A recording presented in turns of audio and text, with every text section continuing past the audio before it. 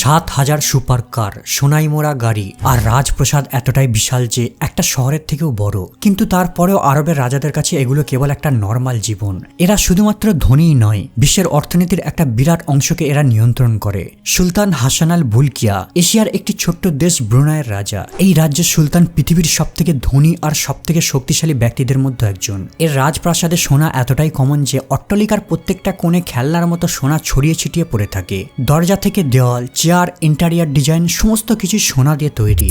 Almost everything is almost covered in gold. Actual gold. It's real gold. Yes, real gold. Pure gold.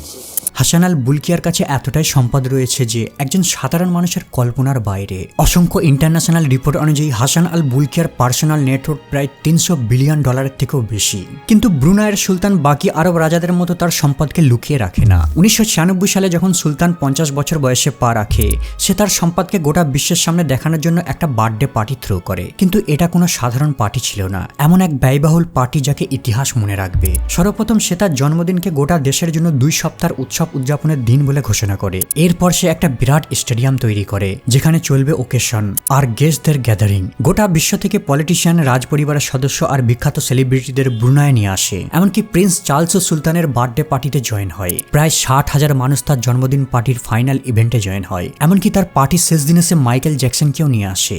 Yes, real Michael Jackson. সে গেস্টদের সামনে 3টে live show performance করে। সুলতান এই live show এর জন্য Michael জ্যাকসনকে $17 million pay করে। Concert শেষ হওয়ার পর সুলতান তার সবথেকে কাছের 3000 বন্ধুকে ইনভাইট করে কেবলমাত্র লাক্সারি ডিনারের জন্য, আর এদেরকে আবারও একবার পার্সোনালি মাইকেল জ্যাকসনের লাইভ শো পারফরমেন্স দেখায়। শুধু তাই নয়, সুলতান তার ভিআইপি গেস্টদের পার্টির গিফট হিসাবে রিয়েল গোল্ড মেডেল গিফট করেছিল। ইন টোটাল সুলতান তার জন্মদিন পার্টির জন্য প্রায় $27 মিলিয়ন ব্যয় করে দেয়। এই টাকা দিয়ে সে চাইলে 90টা ফেরারি কার কিনতে পারত, কিন্তু সুলতানের কাছে এর থেকেও আরো বড় গাড়ির কালেকশন রয়েছে, যার কাছে 90টা ফেরারি তুচ্ছ বলে মনে হবে। সুলতানের কাছে রয়েছে পৃথিবীর সবথেকে বড় প্রাইভেট কারের কালেকশন, যার মধ্যে প্রায় 7,000 গাড়ি রয়েছে। কিন্তু এগুলো কোনো সাধারণ গাড়ির কালেকশন নয়। এর মধ্যে রয়েছে 600টা রোলস রয়েলস, 450টা ফেরারি আর 3,880টা বেন্টলি। আর এদের মধ্যে সবথেকে মূল্যবান গাড়িটা হলো 24 ক্যারেটের সোনাই মারা রোলস রয়েলস সিলভার। এটা হলো পৃথিবীর সবথেকে দামি গাড়ি। এছাড়াও তার কার কালেকশনের মধ্যে রয়েছে ল্যাম্বরগিনি ভেনিনো। এই গাড়িটাকে পৃথিবীতে কেবলমাত্র 3 জন কাস্টমারই কিনতে পেরেছে।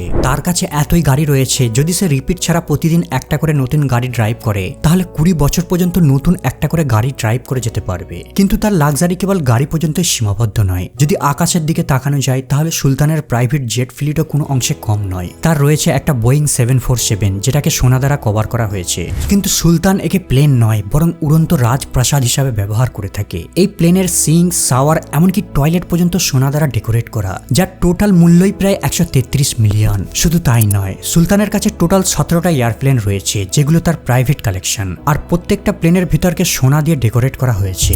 সুলতানের লাক্সারি লাইফের এমন অনেক গল্প রয়েছে যা বিশ্বের মানুষকে সবসময় হতবাক করে দেয়। যেমন তার হেয়ার কাটিং এর ঘটনা। একবার সুলতান কেবলমাত্র 30 মিনিটের চুল কাটিং এর জন্য $21,000 খরচ করে। কিন্তু সবথেকে অবাক করার বিষয় হলো সে তার পছন্দের নাপিতকে তার প্রাইভেট জেটে করে লন্ডন থেকে সোজা ব্রুনাইয়ে নিয়ে আসে। তবে সুলতানের কাছে এটা কোনো চুল কাটিং এর বিষয় ছিল না।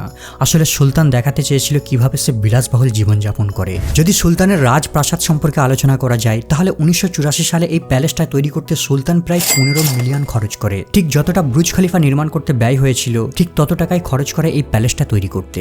সুলতানের এই রাজপ্রাসাদটার নাম ইস্তানা নুরুল ইমান। তার এই রাজপ্রাসাদের সবথেকে ইন্টারেস্টিং জিনিস হলো এর মাথায় লাগানো ডোম, যেটা 22 ক্যারেট সোনা দ্বারা তৈরি। এই রাজপ্রাসাদের ভিতর সমস্ত ডেকোরেশন সোনা দ্বারা তৈরি। এমনকি এর ভিতর লাগানো 18টা এলিভেটরকেও সোনার প্রলেপ লাগানো হয়েছে। বলা হয়ে থাকে সুলতানের রাজপ্রাসাদ কোনো সাধারণ ছোটখাটো বাড়ি নয়, পুরো একটা ছোটখাটো শহর। সুলতানের এই রাজপ্রাসাদ প্রায় 21 লক্ষ স্কোয়ার ফিট এরিয়া জুড়ে বিস্তৃত, আর এর মধ্যে 17টা ফ্লোর রয়েছে। এখন প্রশ্ন হলো, এত বড় বাড়ির ভেতর সুলতান আর তার বাড়ির লোক কিভাবে এক জায়গা থেকে অন্যত্রে যায়? ওয়েল, এই কাজের জন্য তারা ইলেকট্রিক গল কাটার ব্যবহার করে থাকে। এই প্যালেসটা কেবল সুলতানের ঘর নয়, বরং এটা একটা প্রাইম মিনিস্টার অফিস আর ব্রুনাইয়ের গভর্নমেন্টের হেডকোয়ার্টার।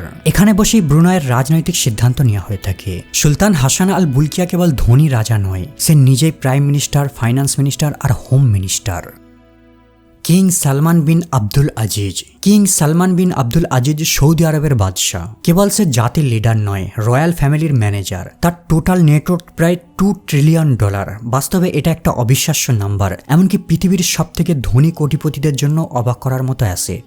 সৌদি রয়্যাল ফ্যামিলি এতটা ধনী হওয়ার পেছনে সবথেকে বড় কারণ হলো তেল। আসলে সৌদি আরবের তেলে কোনো প্রাইভেট কোম্পানির মালিকানাধীন নেই, রাষ্ট্র এর একচেটিয়া মালিক, আর রাষ্ট্র নিয়ন্ত্রিত হয় রাজ ফ্যামিলির দ্বারা। এর অর্থ সৌদি আরবে বিক্রি হওয়া প্রত্যেকটা ব্যারেল তেলের অর্থ প্রথমে সরকারি কোষাগারে যায়, এরপর রাজ পরিবার সিদ্ধান্ত নেয় এই টাকাটা কোথায় যাবে, আর এটাই হলো তাদের ক্ষমতার প্রথম চাবিকাঠি। শুধু তেলই একমাত্র তাদের সম্পদের উৎস নয়, তাদের অর্থবৃদ্ধিতে সোনাও একটা নীরব কিন্তু শক্তিশালী ভূমিকা নিয়ে থাকে। সৌদি আরবের সেন্ট্রাল ব্যাংকে বিশাল সোনার মজুত রয়েছে, তবে তাদের এই গোলটা লোক দেখানোর জন্য নয়। যদি কখনো তেলের দাম কমে যায় কিংবা রাজনৈতিক টেনশন বৃদ্ধি পায়, তখন সৌদির রয়্যাল ফ্যামিলি এই সোনাটাকে ব্যাকআপ অর্থনীতি হিসাবে কাজে লাগাবে। সৌদির কিং সরকারি কোষের অর্থকে বেশিরভাগ public service, health care, military power আর সিকিউরিটির উপর ব্যয় করে থাকে, আর বাকিটা রয়্যাল ফ্যামিলি তাদের লাইফ স্টাইলের উপর ব্যয় করে থাকে। কিং সালমানের কাছে এত পরিমাণের অর্থ থাকার কারণে তার জীবন সীমাহীন স্বপ্নের মতো। গোটা বিশ্বের বিভিন্ন দেশে তার লাক্সারি প্রপার্টি রয়েছে। তার সবথেকে মূল্যবান প্রাসাদ ফ্রান্সে তৈরি করা স্যাটল লুইস 14, যার মূল্য প্রায় $300 মিলিয়ন।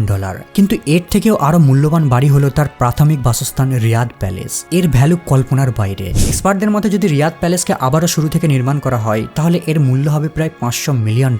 আর এই রাজপ্রাসাদের দেওয়ালের পেছনে রয়েছে একটা বিশাল গাড়ির গ্যারেজ, আর এই গ্যারেজে পৃথিবীর সবথেকে দামি কারের কালেকশন রয়েছে। দেখে মনে হবে যেন কোনো লাক্সারি গাড়ির মিউজিয়াম। এদের মধ্যে বেশিরভাগ গাড়ি কাস্টম মেড আর রিয়েল গোল্ড দ্বারা কভার করা। যখন কিং সালমান কোথাও ট্রাভেল করে, গোটা বিশ্ব জানতে পারে যে বাস্তবে একজন শক্তিশালী কেউ ট্রাভেল করছে। যখন সে কোনো দেশে ট্রাভেল করে, গোটা বিশ্বের নিউজের হেডলাইন হয়ে যায়। কিং সালমানের কাছে রয়েছে কাস্টম মেড বোয়িং 747, যার মূল্য প্রায় $500 মিলিয়নের থেকেও বেশি। বোয়িং 747 এমন এক কমার্শিয়াল ফ্লাইট যার মধ্যে একসাথে 600 ব্যক্তি ট্রাভেল করতে পারবে, কিন্তু কিং সালমানের একার জন্য এই বোয়িং 747কে তৈরি করা হয়। এর পুরো ইন্টেরিয়ার সোনা দ্বারা কভার করা, এমনকি এর মধ্যে একটা সোনার সিংহাসন রয়েছে যেখানে বসে কিং আকাশে উঠতে উঠতে তার রাজত্ব চালাতে পারবে। এমনকি প্লেন থেকে নামার জন্য কিং এর জন্য সোনার প্রলেপ দেওয়া এসকেলেটরও প্রস্তুত করা থাকে। বিদেশি ট্যুরের জন্য কিং কেবল একা আসে না, তার সঙ্গে থাকে প্রায় 1500 জন অফিসিয়াল। এছাড়াও 7 থেকে 8টা আলাদা প্লেনে করে কিং এর লাগেজকে সেখানে আনা হয়। রাশিয়ার প্রেসিডেন্ট ভ্লাদিমির পুতিন, যাকে পৃথিবীর সবথেকে সুরক্ষিত প্রেসিডেন্ট বলে গণ্য করা হয়, যখন কিং সালমান রাশিয়ায় তার সাথে দেখা করতে আসে, সে তার সঙ্গে 1000 কিলোগ্রাম খাবার নিয়ে গেছিল। শুধু খাবার নয়, সে তার সাথে সোনার ফার্নিচার আর কার্পেটকেও সঙ্গে করে নিয়ে গেছিল। যখন কিং সালমানের টিম মস্কো শহরে আসে, শহরের সবথেকে বড় দুটো হোটেলকে আগে থেকে বুক করে নেওয়া হয়, আর হোটেলের যাবতীয় ফার্নিচারকে সরিয়ে দেওয়া হয়, আর আরব থেকে নিয়ে আসা সোনার ফার্নিচারকে সেখানে ডেকোরেট করা হয়। কেবল 4 রাতের এই ট্রিপটার জন্য কিং সালমান চোখ বন্ধ করে $3 মিলিয়ন খরচ করে দেয়।